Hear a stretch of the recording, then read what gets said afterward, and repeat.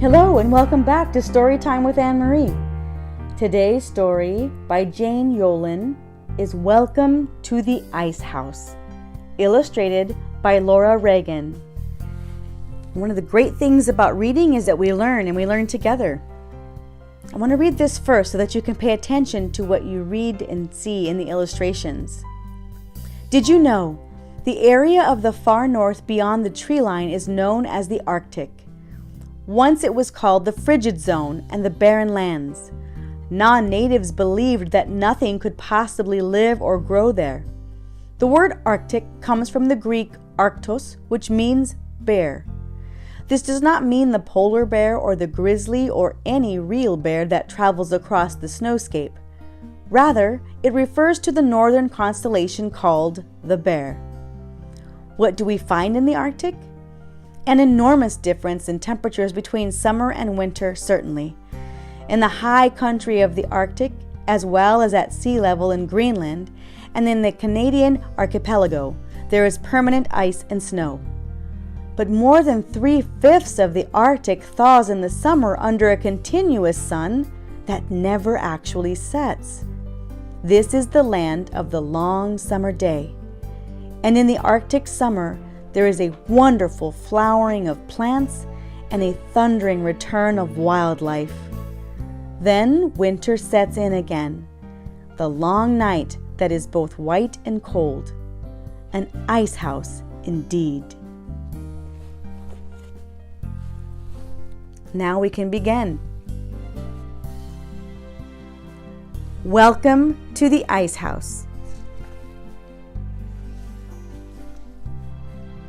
Welcome to the Ice House, the snow and wintry blowhouse, where shades of white illuminate the lengthy winter night. Where well below the snowscape caper lemmings in long tunnels, racing through the runnels to escape the singular Arctic fox on the prowl.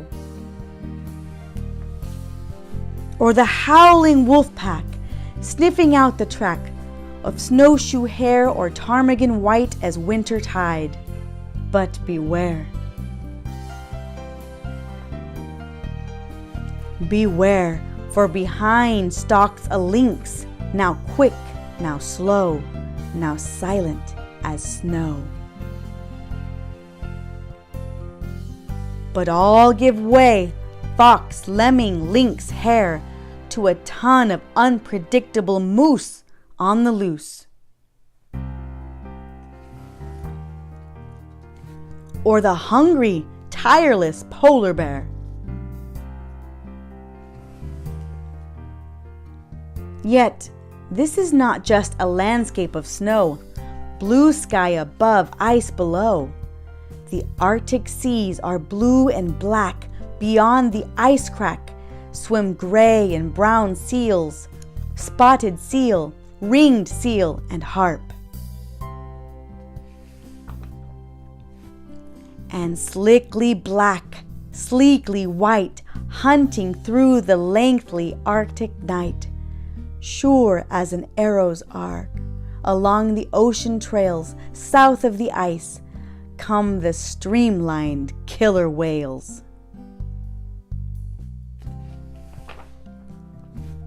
Here, too, swim dense herds, immense herds of baggy-skinned, saggy-skinned, rust-colored walrus, strutting ivory tusks for defense.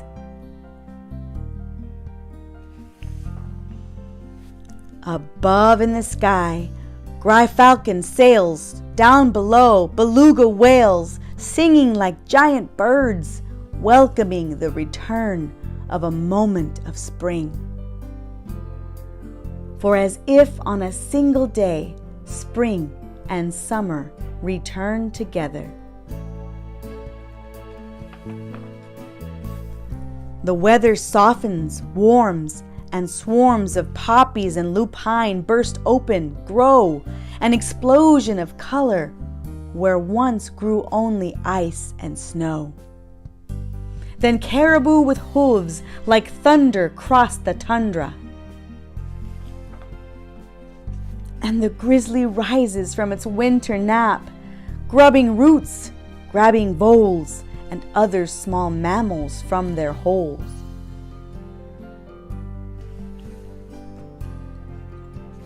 Birds return too, to iceless lakes and snowless cliffs. Swans, puffins, loons, and Arctic terns, who journey from pole to rest, to nest. And then, brief moment, summer is gone.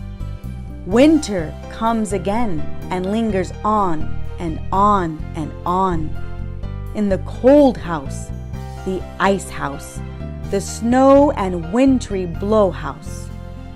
Welcome to the ice house and the long winter night.